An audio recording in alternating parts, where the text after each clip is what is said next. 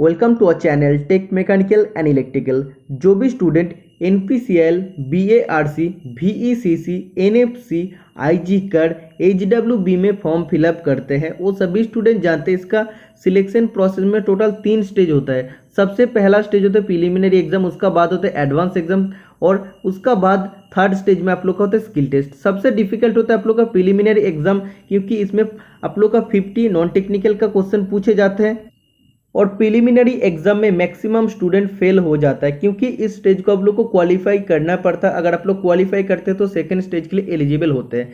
तो पहला जो आप लोग का स्टेज होता है प्रिलिमिनरी एग्जाम में आप लोग को मैक्सिमम स्टूडेंट का प्रॉब्लम आता है, इसलिए मैं प्रिलिमिनरी एग्जाम स्पेशल एक अलग से प्लेलिस्ट चालू किया हूँ मेरा यूट्यूब चैनल पर। इसमें मैं ऑलरेडी 23 क्लासेस अपलोड कर दिया हूँ। इस प्लेलिस्ट में टोटल मैं 100 क्लास प्रोवाइड करूँगा। तो आज का क्लास लेके 24 क्लास होने वाला है। तो आप देख सकते हैं ये ऑफिशियल पेपर है HWB का, हेवी वाटर बोर्ड का ये ऑफिशियल पेपर है। अपर डिवीजन क्लर्क पोस्ट का ये प्रिलिमिनरी पेपर है। तो सभी पोस्ट का प्रिलिमिनरी एग्जाम का क्वेश्चन लेवल सेम होता है, चाहे आप लोग का स्टाइपेंड रेट यानी कैटेगरी 1 हो कैटेगरी 2 हो, तो आप लोग का question level same to same होता है और वर्क असिस्टेंट पोस्ट का भी सेम टू सेम होता है।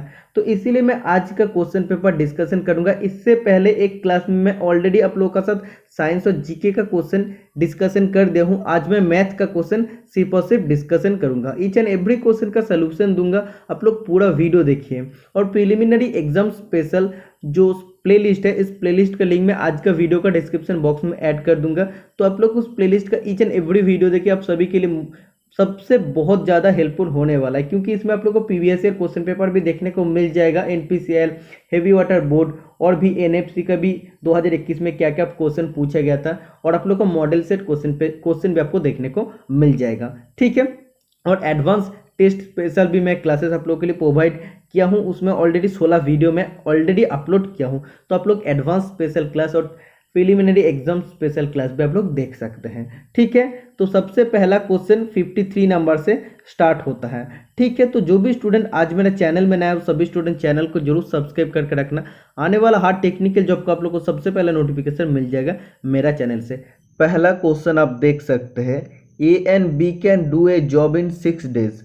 A alone can do it in 9 days. What is the time taken by B alone to do the work? Hindi में आप देख सकते हैं A और B एक काम को 6 दिन में कर सकते हैं। A अकेला इसे 9 दिन में कर सकते हैं। अकेला B द्वारा कार्य को पूरा करने में कितना समय लगता है? तो आप लोग को क्या बताया गया है, A और B जब एक साथ काम करता है तो एक काम को 6 दिन में कंप्लीट कर सकते हैं। तो टोटल काम आप लोग मान लेते हैं कि 1 पार्ट काम है। टोटल काम कितना है? 1 पार्ट। ठीक है। तो जब A और B एक साथ काम कर रहा है तो वो 6 दिन में एक काम कर रहा है, एक पार्ट काम कर रहा है। ओके। तो एक दिन में कितना करेगा? 1/6 पार्ट करेगा। ओके। और इधर आपको बोला है A जब अकेला कर रहा है तब उसको 9 दिन टाइम लग रहा है, क्योंकि वो अकेला कर रहा है और पहले क्या कर रहा था, A और B एक साथ कर रहा था। तो जब दोनों मिलके करेगा तो कम टाइम लगेगा और A अकेला कर रहा है इसलिए ज़्यादा टाइम लग रहा है। तो A 9 दिन में एक पार्ट काम कर सकते हैं। तो एक दिन में कितना करेगा? एक दिन में करेगा 1/9 पार्ट। ओके। तो इधर A B एक साथ कर रहा था, A अकेला कर रहा था। तो जब भी A B एक साथ कर रहा है उससे अगर माइनस कर देते हैं तो क्या हो जाएगा, A + B पहले क्या कर रहा था, 1/6 पार्ट काम कर रहा था एक दिन में। ओके। और इधर क्या हो जाएगा, A क्या हो जाएगा, एक दिन में कर रहा था 1/9। ओके। तो प्लस से माइनस से कट जाएगा। तो B एक दिन में कितना काम करेगा, कितना पार्ट काम करेगा अभी निकल के आ जाएगा। एलसीएम करेंगे तो आप लोग का आ जाएगा 18। ओके। ऊपर में 3 - 2 आ जाएगा तो 1/18 आ जाएगा। तो B एक दिन में 1/18 पार्ट काम कर सकते हैं। ओके। तो इधर आपको देखने को मिल गया कि B एक दिन में 1/18 पार्ट काम कर सकते हैं। क्वेश्चन में आपको क्या पूछा है आप देख सकते हैं, B अकेला अगर काम को करना चाहते हैं तो कितना टाइम लगेगा? तो A को तो 9 दिन का टाइम लग रहा है, तो B अगर अकेला करने जाएगा तो कितना टाइम लगेगा? तो 1/18 पार्ट को करने में अगर उसको एक दिन टाइम लगता है, B को एक दिन टाइम लगता है, तो एक पार्ट काम करने के लिए कितना टाइम लगेगा, 18 डेज का टाइम लगेगा। ठीक है, क्योंकि 1 ऐसे हो जाएगा 1/18। तो जब भी आप लोग इसको उल्टा करेंगे तो 18 डेज आ जाएगा। ओके, तो बी अकेला अगर काम करेगा तो 18 डेज टाइम लगेगा, ए अकेला अगर काम करेगा तो 9 डेज टाइम लगेगा। दोनों मिलके जब भी एक साथ काम करेगा तो वो काम 6 दिन में कंप्लीट हो जाएगा, क्योंकि दोनों मिलके एक साथ काम कर रहा है। ओके, तो ऐसे भी आप लोग कर सकते हैं, नहीं तो और एक प्रोसेस होता है वो भी मैं आप लोग को बता देता हूँ, जो एफिशिएंसी प्रोसेस होता है। इधर आपको बोला A+B क्या बोला, 6 डेज बोला है, और इधर ए बोला है 9 डेज। तो इसमें आपको क्या करना पड़ेगा, एफिशिएंसी निकालना पड़ेगा। तो जब भी आप लोग एलसीएम करेंगे तो टोटल कितना आएगा, 18 आएगा। 18 क्या है, 18 यूनिट काम है। ठीक है, 18 यूनिट काम है। तो इधर आपको क्या बोला, A+B 6 दिन में कंप्लीट कर सकते, मतलब इसका एफिशिएंसी ज़्यादा है। तो एफिशिएंसी ज़्यादा मतलब क्या, 6 दिन में टोटल 18 पार्ट काम कर सकते। तो एक दिन में कितना करेगा, 3 पार्ट, तो एफिशिएंसी 3 है। और ए 9 दिन में अगर 18 पार्ट काम कर सकते, एक दिन में कितना करेगा, एफिशिएंसी उसका 2 पार्ट है। ओके, तो आप देख सकते ए और बी जब एक साथ कर रहा है, ओके, तब उन एक दिन में कितना काम कर रहा है, 3 पार्ट काम कर रहा है। ओके, और ए अकेला 2 पार्ट काम कर रहा है। तो बी कितना कर रहा है, बी करेगा 3 - 2, क्योंकि A+B जो एक साथ कर रहे थे 3 कर रहा है, तो ए अकेला 2 पार्ट काम कर रहा है एक दिन में। तो आप देख सकते बी अकेला एक दिन में 1 पार्ट काम करेगा। तो टोटल काम कितना था, टोटल तो इतना ही पार्ट काम है। तो 18 पार्ट काम करने में कितना टाइम लगेगा, एक पार्ट काम करने में अगर एक दिन टाइम लगता है तो 18 पार्ट काम करने में 18 दिन टाइम लगेगा। समझ में आ गया। तो ये एफिशिएंसी प्रोसेस है, कोई भी प्रोसेस में आप कर सकते हैं। मैथ के लिए ऐसा कुछ लिमिटेड नहीं है कि आपको मेरा प्रोसेस फॉलो करना पड़ेगा, कोई भी प्रोसेस आप लोग फॉलो करके इसको कर सकते हैं। तो 18 day is the right answer हो जाएगा। Okay, next question number 54. A sum of rupees 800 becomes rupees 956 in 3 years at a certain rate of simple interest. If the rate of interest is increased by 4%, what amount will the same sum become in 3 years? Hindi में आप पढ़ सकते हैं, साधारण ब्याज की एक निश्चित दर पर 800 रुपया की राशि 3 साल में 956 रुपया हो जाती है। यदि ब्याज की दर में 4% की वृद्धि की जाती है तो समान राशि 3 वर्ष में कितना हो जाएगा। तो एक्चुअली आप लोग को क्या पूछा है, प्रिंसिपल आपको 800 बोल दिया गया है। ओके, टाइम भी आपको 3 साल का दे दिया है। 3 साल बाद आपका टोटल कितना हुआ है, इतना हुआ है।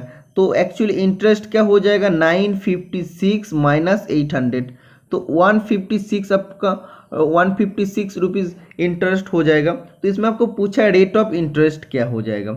सबसे पहले आपको निकालना पड़ेगा, बोला जो रेट ऑफ इंटरेस्ट होगा उसका अगर 4% हम लोग इंक्रीज करते हैं, ओके, तो उसका बाद सिंपल इंटरेस्ट क्या हो जाएगा। ये जो अभी आप देख सकते हैं 156 रुपया अभी आया है, तो तो सोचो कोई भी हम बता देते कि अभी रेट ऑफ इंटरेस्ट है 5%। ओके, तो अभी 156 आया, तब अब उसका बाद अगर रेट ऑफ इंटरेस्ट को 4% बढ़ाते टोटल 9% हो जाएगा, तो सिंपल इंटरेस्ट भी बढ़ेगा ना। तो यही आपको बोला है, जब इंटरेस्ट को हम लोग बढ़ा देंगे 4%, तो सिंपल इंटरेस्ट कितना होने वाला है। ओके, सिंपल इंटरेस्ट नहीं, टोटल अमाउंट आपको कितना होगा यही निकालना पड़ेगा। ठीक है, तो सबसे पहले आपको रेट ऑफ इंटरेस्ट निकालना पड़ेगा। आप लोग जानते फॉर्मूला क्या हो जाता है, आई इज इक्वल टू मतलब interest is equal to PTR/100 हो जाएगा। ओके, इसमें आपको क्या निकालना पड़ेगा, आर का वैल्यू निकालना पड़ेगा। तो आई क्या है 156 × 100। ओके, और नीचे क्या आ जाएगा, नीचे आ जाएगा 800 आ जाएगा। ओके, और इसका नीचे क्या आ जाएगा, 3 आ जाएगा, इजिकल टू आर आ जाएगा। जब भी आप लोग इसको काटेंगे तो काटने का बाद इसका राइट आंसर आ जाएगा 6.5 इजिकल टू आर आ जाएगा, मतलब रेट ऑफ इंटरेस्ट आ जाएगा 6.5। तो ये परसेंटेज में आएगा। ओके, तो इसको कितना बढ़ाने बोला है, 6.5 था, उसको 4% आपको बढ़ाना पड़ेगा, मतलब 10.5% हो जाएगा। ओके, तो इसका बाद सेम अमाउंट रहेगा, सेम टाइम रहेगा। तो टोटल जो इधर हो जाएगा इंटरेस्ट प्लस प्रिंसिपल कितना होने वाला है 3 साल बाद, ये आपको निकालना पड़ेगा। तो इंटरेस्ट इजिकल टू फॉर्मूला क्या हो जाएगा, PTR/100 हो जाएगा। ओके, तो इधर P का वैल्यू कितना हो जाएगा, 800 रहेगा, T का वैल्यू 3 रहेगा, और R का वैल्यू हो जाएगा 10.5, और कुछ नहीं, सेम टू सेम तो 100 जब भी आप लोग करेंगे तो इसका कितना आ जाएगा, 252 आ जाएगा। ओके, तो पहले आपका प्रिंसिपल कितना था, 800 रुपीज़ था, और 252 क्या सिंपल ब्याज हो जाएगा, तो टोटल कितना आ जाएगा, 1052 राइट आंसर आ जाएगा। तो 3 साल बाद कितना अमाउंट हम लोग को मिलेगा, 1052 रुपीज़ हम लोग को मिलेगा। ओके, अगर हम लोग सिंपल इंटरेस्ट को 4% बढ़ाते हैं, पहले जो इंटरेस्ट था उसका अगर 4% बढ़ाते हैं तो 1052 रुपीज़ हम लोग को मिलेगा 3 साल बाद। ठीक है, next question number 55। A candidate scores 25% and fails by 60 marks while another candidate who scores 50% gets 40 marks more than the minimum required marks to pass the examination. Find the maximum marks of the examination. इसमें आपको बोला है एक candidate जब total marks का 25% marks ला रहा है तो वो 60 नंबर के लिए फेल हो जा रहा है, और एक कैंडिडेट जब टोटल मार्क्स का 50% मार्क्स ला रहा है तब उसको क्या हो रहा है, 40 मार्क्स उसका पासिंग मार्क्स से ज़्यादा उसको मिल जा रहे हैं। तो इसमें मैक्सिमम मार्क्स एग्जामिनेशन का कितना है वो आपको निकालना पड़ेगा। तो सबसे पहले आपको लिख देना पड़ेगा कि let the maximum marks is x. Okay, तो पहला कैंडिडेट का क्या बोला है, टोटल मार्क्स का जब 25% उसको मिल रहा है, ओके, मतलब x इंटू 25/100 हो जाएगा। तो कितना नंबर के लिए वो फेल हो रहा है, 60 नंबर के लिए फेल हो रहा है। तो अगर 60 नंबर हम लोग इसका साथ ऐड कर देते मतलब क्या होता है, ये इसका पासिंग मार्क्स हो जाता है। ओके, और दूसरा कैंडिडेट का पासिंग मार्क्स निकालने के लिए क्या करना पड़ेगा, जब वो टोटल मार्क्स का 50% मार्क्स ला रहा है तब वो कितना नंबर एक्स्ट्रा ला रहा है, पासिंग मार्क्स से 40 मार्क्स एक्स्ट्रा ला रहा है। तो उसे पासिंग मार्क्स निकालने के लिए क्या करना पड़ेगा, 40 माइनस हम लोग को माइनस कर देना पड़ेगा, तो दोनों का इक्वल हो जाएगा, मतलब पासिंग मार्क्स हम लोग निकाल रहे हैं। ओके, तो इसके बाद जब भी आप लोग इसको काटेंगे तो क्या हो जाएगा, x/4 और x/2 आ जाएगा। तो x/4 प्लस 60 और x/2 माइनस 40। ओके, तो इसको जस्ट हम लोग इसको हम इधर लिखते हैं, राइट साइड लेफ्ट साइड में लिखते हैं। ठीक है, तो x/2 minus 40 is equal to x/4 plus 60। Okay, तो इधर x/2 माइनस x/4 और 40 को हम लोग राइट साइड में लेके जाते हैं। ओके, तो इधर क्या हो जाएगा, एलसीएम करेंगे तो 4 आ जाएगा, तो 2x minus x is equal to आएगा 100। ओके, तो x/4 is equal to 100, x is equal to आ जाएगा 400। तो x हम लोग क्या माने थे, maximum marks of the examination. तो एग्जामिनेशन का मैक्सिमम मार्क्स कितना हो रहा है, 400 हो रहा है। तो आपको यही निकालने के लिए बोला था, option number D is the right answer हो जाएगा। ओके, नेक्स्ट क्वेश्चन आप देख सकते हैं, पेपर आप लोग पूरा देखिए, बहुत ही इंपॉर्टेंट क्वेश्चन है। थोड़ा आप लोगों को अब समय दे के देखना पड़ेगा, क्योंकि ऐसा ऐसा क्वेश्चन है आप लोगों को दिमाग भी घूम जाएगा।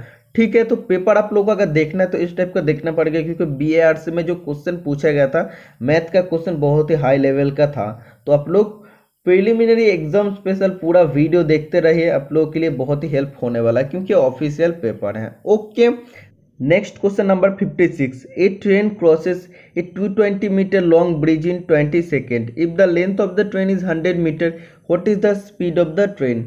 हिंदी में आप पढ़ सकते, एक ट्रेन 220 मीटर लंबे पुल को 20 सेकेंड में पार करती है। यदि ट्रेन की लंबाई 100 मीटर होता है तो ट्रेन की गति कितना है, तो ये आपको निकालना पड़ेगा। तो आप देख सकते हैं सबसे पहले कि इसका यूनिट अलग है, 1 मीटर आपको दिया है मीटर पर सेकेंड में, और इधर आपको क्या निकालना पड़ेगा, किलोमीटर पर आवर में। सबसे पहले आपको ध्यान रखना पड़ेगा।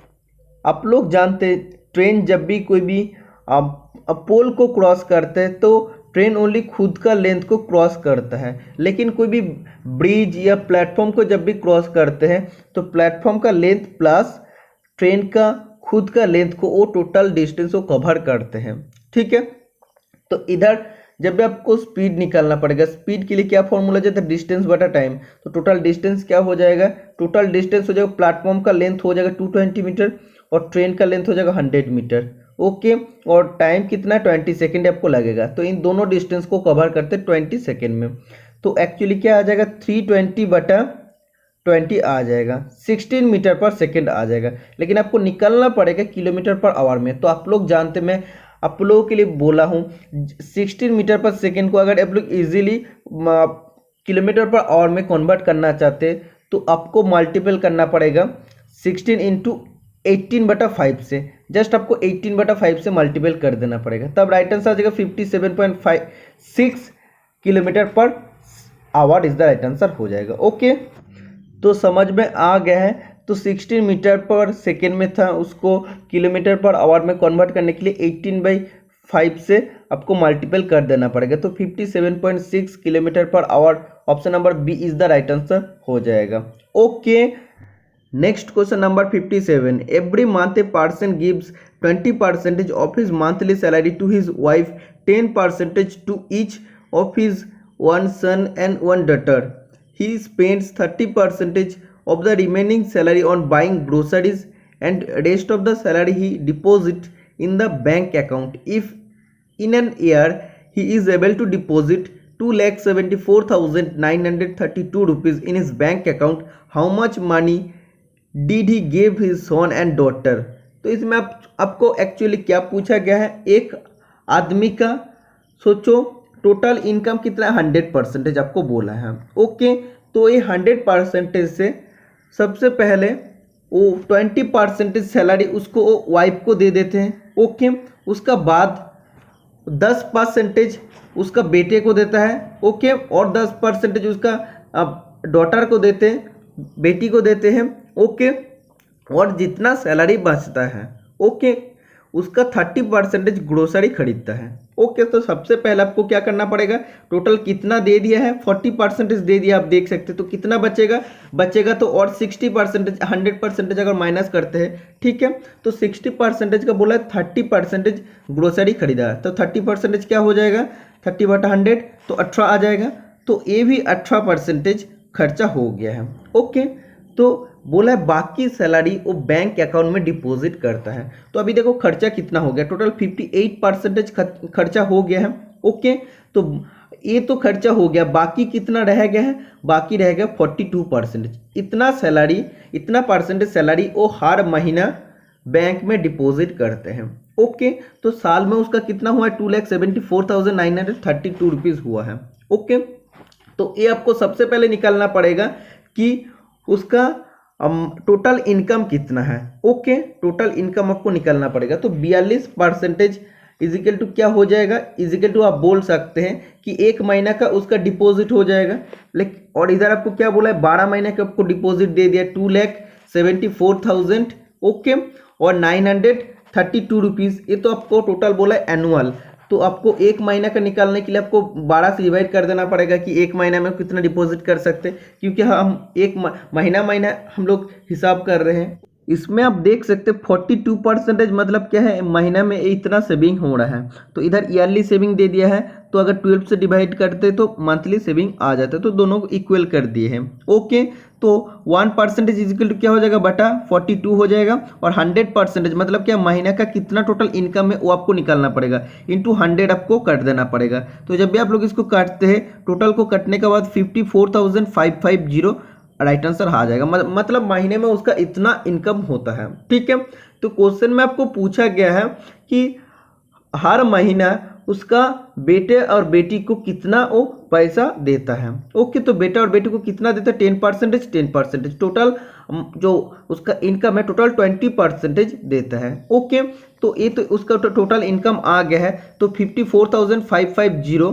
का 20% अगर निकालते हैं, ओके, तो क्या आ जाएगा, टोटल 10,910 रुपया उसका टोटल बेटा और बेटी को देते हैं। ठीक है, क्योंकि 10% करके देते हैं, टोटल 20% देता है, तो टोटल इनकम 54,550 ये महीना में आपका उसका इनकम है। तो 20% निकालते तो इतना पैसा उसका बेटा और बेटी को हर महीना में देता है। Okay, option number D is the right answer हो जाएगा।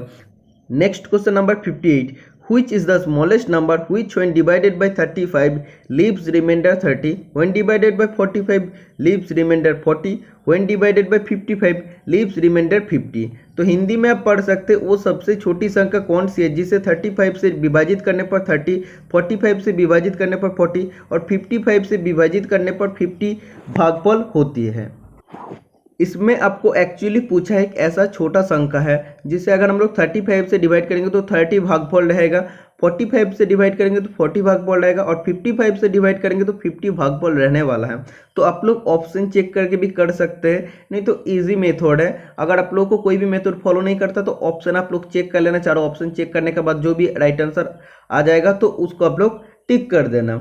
लेकिन आप लोग क्या कर सकते हैं, पहले अगर आप लोग मेथड फॉलो करेंगे तो डिफरेंस निकालना पड़ेगा। आप देख सकते हैं सभी का डिफरेंस कितना हो रहा है, 5 हो रहा है, तो डिफरेंस क्या है 5 आपको लिख लेना पड़ेगा। ओके, इसके बाद 35, 45 और 55 का जब भी आप लोग एलसीएम करेंगे तो टोटल आ जाएगा 3465। ओके, तो इसमें से आपको जस्ट डिफरेंस को माइनस कर देना पड़ेगा, क्योंकि 35 से जब भी डिफरेंस कर रहे हैं तो ये अगर 35 होता, ओके, तो ये तो डिवाइड हो जाता ना, लेकिन 30 हो रहा है तो 5 से जस्ट आपको माइनस कर देना पड़ेगा। ओके, तो टोटल कितना आ जाएगा 3460 हो जाएगा। तो 3460 एक ऐसा संख्या है जिसे अगर हम लोग 35 से डिवाइड करते तो 30 रिमाइंडर रह जाता है। ओके, 45 से डिवाइड करते तो 40 रिमाइंडर रह जाता है और 55 से डिवाइड करेंगे तो 50 रिमाइंडर रह जाएगा। सबसे पहले आपको डिफरेंस निकालना पड़ेगा, उसके बाद 35 जिससे आप लोग विभाजित कर रहे हैं 35, 45 और 55, इसका एलसीएम निकालना पड़ेगा।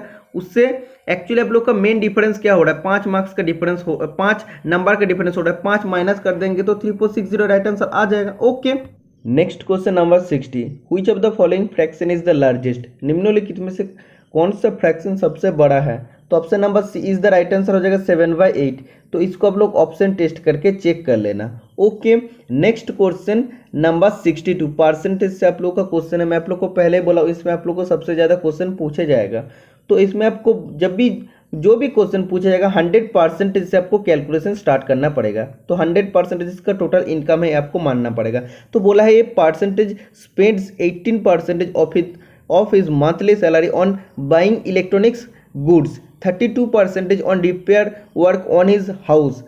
Out of the remaining amount, he invested 42% in fixed deposit. Okay, और बचे कितना रुपीज़, जितना परसेंटेज बचेगा वो उतना महीना में आप देख सकते हो वो आप उसका पास रख देता है। ठीक है, कितना रखता है, 12,325 रुपया रखता है। तो उसका एनुअल सैलरी कितना ये आपको निकालना पड़ेगा। तो सबसे पहले आपको महीना में कैलकुलेशन करना पड़ेगा, क्योंकि महीना में आपको हिसाब आप निकालना पड़ेगा। उसका बाद आपको 12 से मल्टीपल करके एनुअल निकालना पड़ेगा। ठीक है, तो सबसे पहले आप देख सकते हैं कि 18% किसमें खर्चा हो रहा है, इलेक्ट्रॉनिक गुड खरीदने में खर्चा हो रहा है। इसका बाद 32% खर्चा हो रहा है उसका रिपेयर वर्क करने में। उसका बाद आप देख सकते हैं 42% वो डिपॉजिट कर दे रहा है।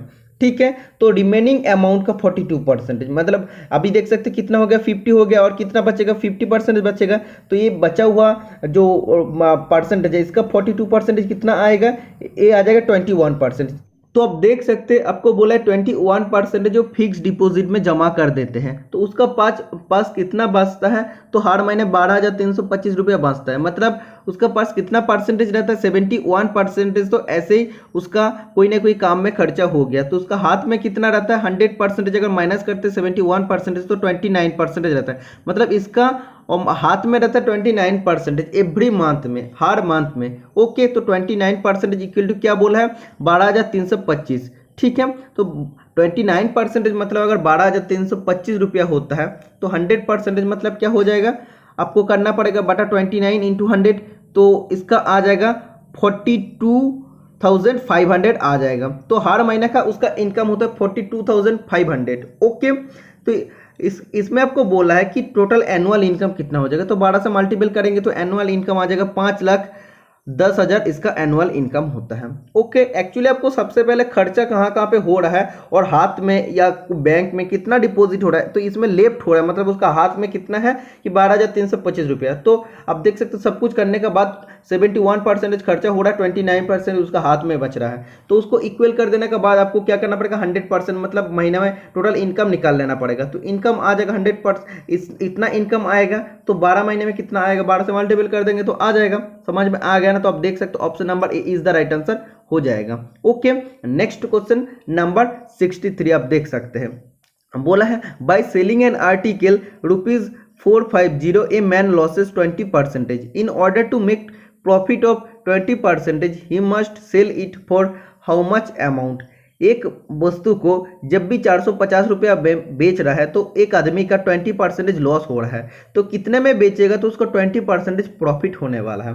तो 20% लॉस मतलब क्या, पहले तो 100 होता है, सोचो 20% लॉस मतलब होता है 80 में उसको बेच रहे हैं, तो 80% इजिकल हम लोग बोल सकते हैं 450, क्योंकि वो लॉस में बेचा है तो 80% मतलब 450, तो ये आप बोल सकते हो 1% इजिकल क्या हो जाएगा बटा 80 हो जाएगा। तो आपको 20% अगर 20% अगर आपको प्रॉफिट करना है तो 20% प्रॉफिट मतलब क्या, पहले तो 100 होता है तो 20% प्रॉफिट मतलब 120, तो 120% करना है, ठीक है। तो क्या हो जाएगा 450 बटा 80 इंटू 120। तो इसको जब भी आप लोग करेंगे तो इसका राइट आंसर आप लोग को कितना आएगा, 675 इज द राइट आंसर आ जाएगा। Option number D is the right answer हो जाएगा। तो कैलकुलेशन में एक दो मिस्टेक हो सकता है, कैलकुलेशन कोई बड़ा बात नहीं है, जस्ट आपको मेथड ठीक ठाक देख लेना चाहिए, ठीक है। तो आपको क्या बोला था, मैं लॉस कर रहा है 20% मतलब 80% इज इक्वल 450 और 1% इज इक्वल टू आप देख सकते हैं कितना हो जाएगा, और 20% जब अगर आप लोग को प्रॉफिट करना है तो 120% आपको निकालना पड़ेगा, कितना होगा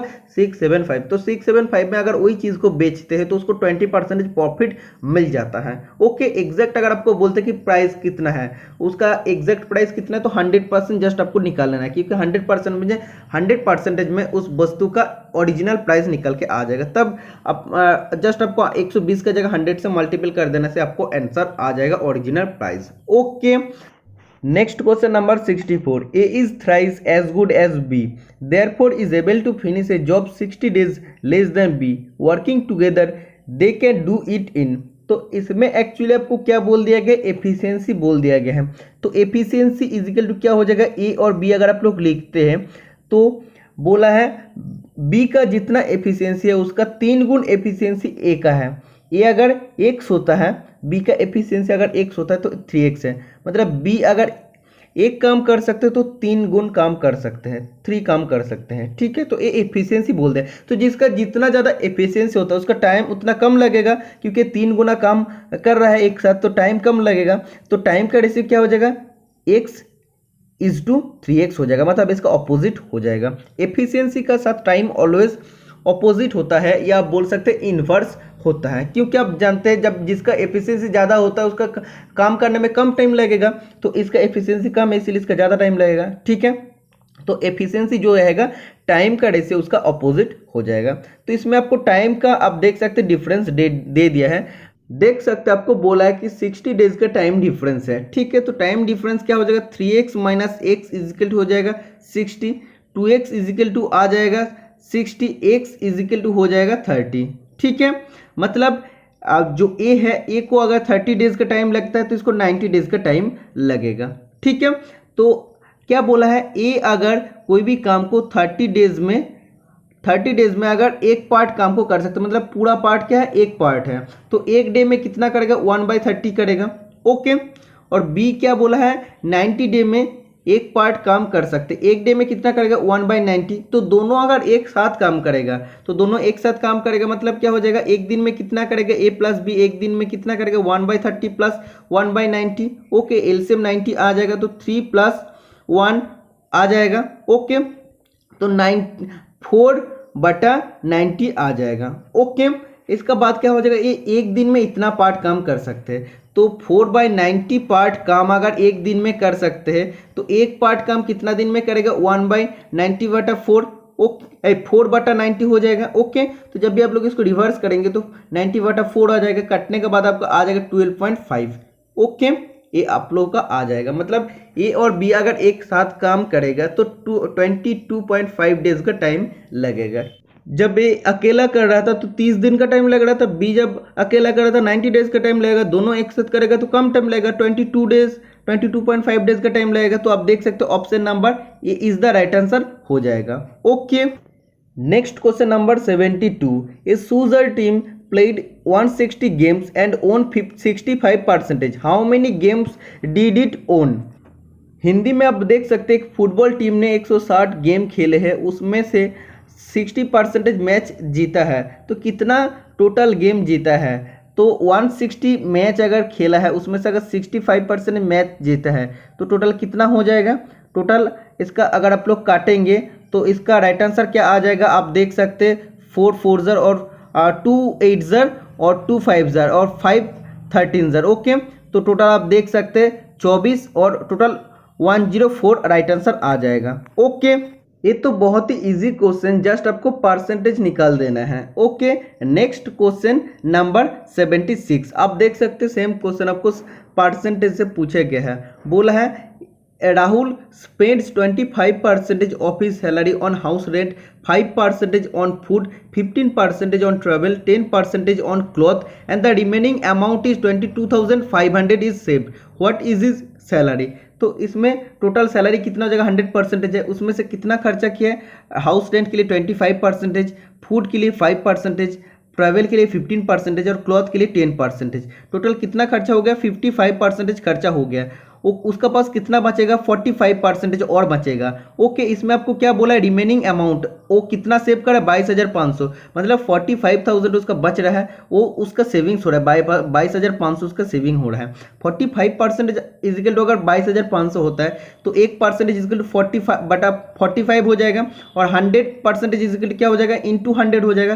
तो कटने के बाद आपका राइट आंसर क्या आ जाएगा, तो आप देख सकते हैं इसका राइट आंसर आ जाएगा option number C is the right answer हो जाएगा, 50,000 राइट आंसर आ जाएगा। क्योंकि खर्चा कितना हो रहा है वो आपको तो मिल गया है, कितना सेविंग हो रहा है वो आपको बता दिया गया, 45% इजिकल टू इतना कर देना पड़ेगा। तो उसका टोटल इनकम कितना, 100% इजिकल टू जब भी निकलेंगे तो आप लोग को 50,000 आ जाएगा, मतलब इसका इतना इनकम होता है। तो इसका सैलरी कितना है, इसका इतना ही 50,000 सैलरी है। ओके, नेक्स्ट क्वेश्चन नंबर 77 आप देख सकते हैं। तो इसमें आपको एक बोला है डेसिमल फॉर्म में आपको लिखना पड़ेगा।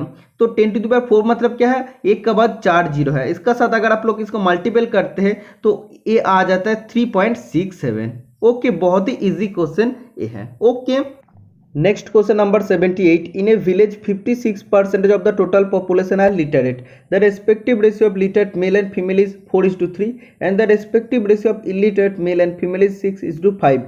Number of illiterate male in the village is what percentage of literate males in the village. Hindi में आप देख सकते हैं एक गांव में कुल जनसंख्या 56% साक्षर है। साक्षर पुरुष और महिला के अनुपात 4:3 है और निरक्षर पुरुष और महिला का अनुपात 6:5 है। गांव में निरक्षर पुरुष की संख्या गांव में साक्षर पुरुष की संख्या का कितना प्रतिशत है, ये आपको निकालना पड़ेगा। सबसे पहले आपको लिखना पड़ेगा let the total population in the village is 100। गांव में कुल जनसंख्या 100 है, क्योंकि ये परसेंटेज में है 100 हम लोग मान सकते हैं। सबसे पहले लिटरेट और इलिटरेट का हम लोग को परसेंटेज निकालना पड़ेगा। तो आप देख सकते हैं क्वेश्चन में बोला है 56% लिटरेट है, साक्षर है, तो 100 का 56% मतलब 56 हो जाएगा, और ये साक्षर हो जाएगा, और बाकी क्या हो जाएगा 100 माइनस 56 44 जो हो जाएगा ये निरक्षर है।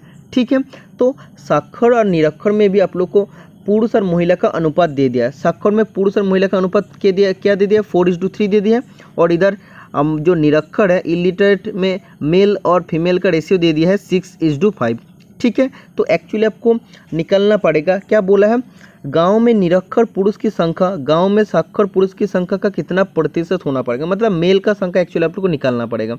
ठीक है, तो 56 में से कितना मेल हो जाएगा, 56 × 4/7। ओके, तो काटेंगे तो क्या आ जाएगा, 32 आ जाएगा। ठीक है, इसमें आपको क्या आ जाएगा, इसमें 44 है, 44 × 6/11 आ जाएगा। काटने के बाद क्या हो जाएगा, 4 आ जाएगा, 24 हो जाएगा। ठीक है, तो आप देख सकते हैं 100 जब हम लोग लिए थे, तो 100 जब लिए थे तब उसमें साक्षर मेल कितना है, 32 में मेल है, और निरक्षर मेल कितना है, 24 है। तो ऐसे आप लोग लिख सकते हैं, जब 32 आप बोल सकते हैं लिटरेट मेल जब है तब उसमें कितना आप बोल सकते हैं उसका बराबर कितना हो रहा है, 24 निरक्षर मेल हो रहा है। ठीक है, तो इधर अगर हम लोग एक लिटरेट मेल होता है तब क्या हो जाएगा, 24/32, और जब 100 साक्षर पुरुष हो जाएगा तब उसका प्रतिशत कितना हो जाएगा, 24/32 × 100 हो जाएगा। ओके, तो इसके बाद जब भी आप लोग काटेंगे तो क्या आ जाएगा, आप देख सकते 3 8 2 12 ज़र और 16 ज़र। ठीक है, इसके बाद 4 4 ज़र 4 3 ज़र, इसके बाद 25, तो 75 आ जाएगा। तो आप देख सकते हैं जब 100 लिटरेट मेल होगा तब उसमें आप बता सकते हैं कि 75 निरक्षर मेल भी रहेगा। ठीक है, तो क्वेश्चन में आप लोग को यही पूछा था। आप देख सकते हैं गांव में निरक्षर पुरुष की संख्या में साक्षर पुरुष की संख्या कितना प्रतिशत होने वाला है। ठीक है, तो 75% होने वाला है। तो कैसे आप लोग को निकालना पड़ेगा वो मैं आप लोग को समझा दिया हूँ। Okay, next question number 81, what kind of a number is 37। 37 किस प्रकार की संख्या है, ऑड नंबर या prime number. Option number C both A and B. Option number D none of the above. तो इसका राइट आंसर हो जाएगा option number C. 37 odd number भी होता है, विषम संख्या भी होता है और ये अभाज्य संख्या भी होता है। ओके, तो both A and B is the right answer हो जाएगा। Next question number 82, a father is twice as old as his son. 20 years ago, the age of the father was 12 times the age of the son. What is the present age of the father in years? Hindi में आप देख सकते एक पिता की आयु अपने पुत्रों की दुगुना है। 20 वर्ष पूर्व पिता की आयु पुत्रों की आयु की 12 गुना थी। पिता की वर्तमान आयु वर्ष में कितना होगा? तो सबसे पहले क्या करना पड़ेगा, आप देख सकते इधर बोल दिया है a father is twice as old as his son. एक पिता की आयु अपने पुत्रों से 2 गुना है। तो सबसे पहले आपको लिखना पड़ेगा let the present age of the son is X. ठीक है, जब प्रेजेंट एज सन का एक्स होगा तो पिता का क्या होगा, तो फादर का हो जाएगा 2x, क्योंकि 2 गुना बोल दिया है। और क्या बोला है 20 वर्ष पहले, तो प्रेजेंट एज से 20 वर्ष पहले मतलब 20 ईयर्स एगो सन का कितना एज हो जाएगा, x माइनस 20 ईयर्स हो जाएगा।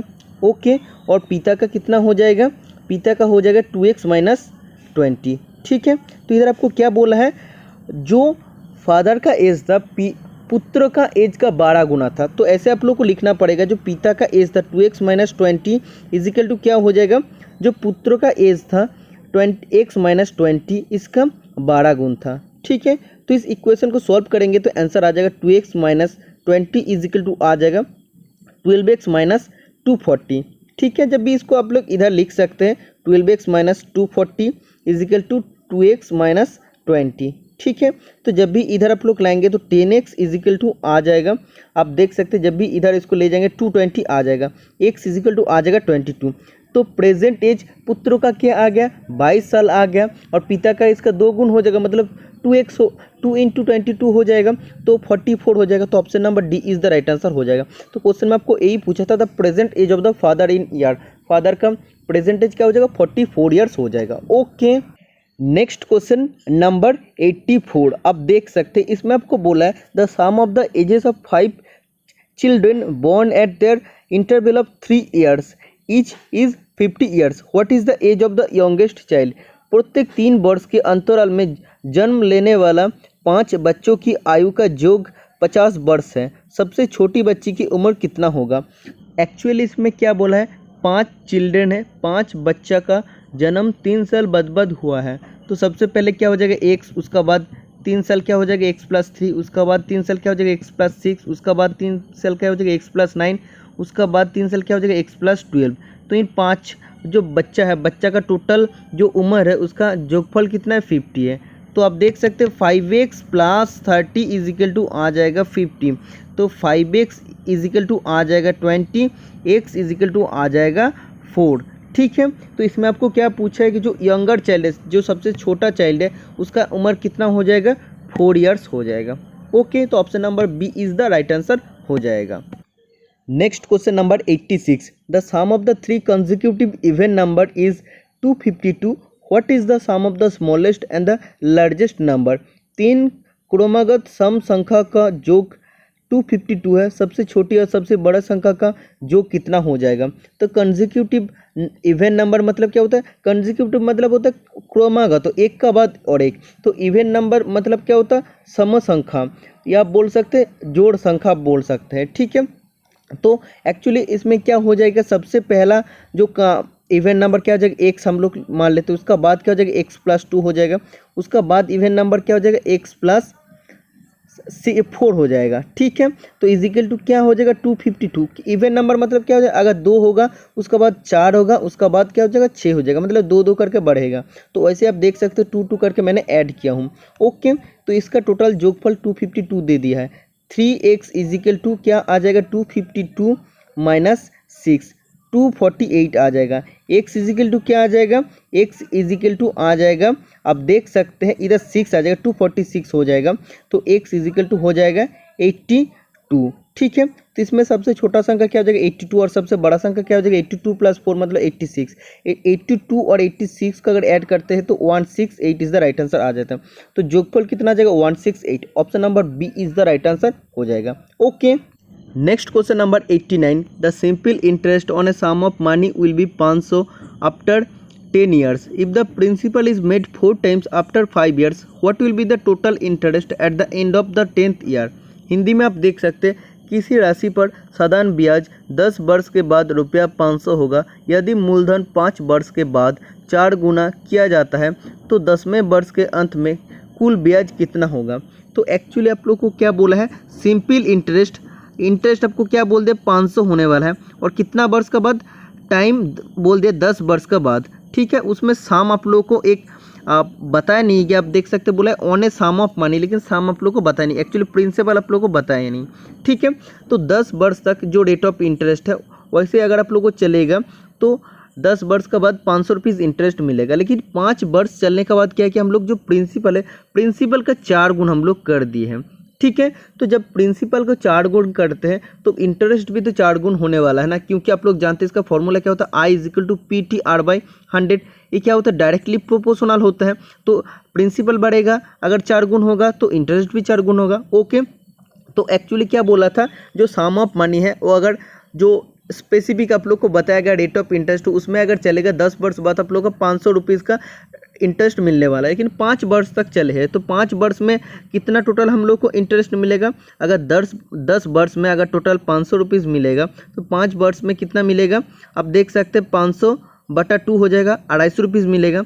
उसके बाद हम लोग क्या कि इतना इंटरेस्ट हम लोग को मिला है, उसके बाद जो प्रिंसिपल था उसको हम लोग 4 गुण कर दिए हैं।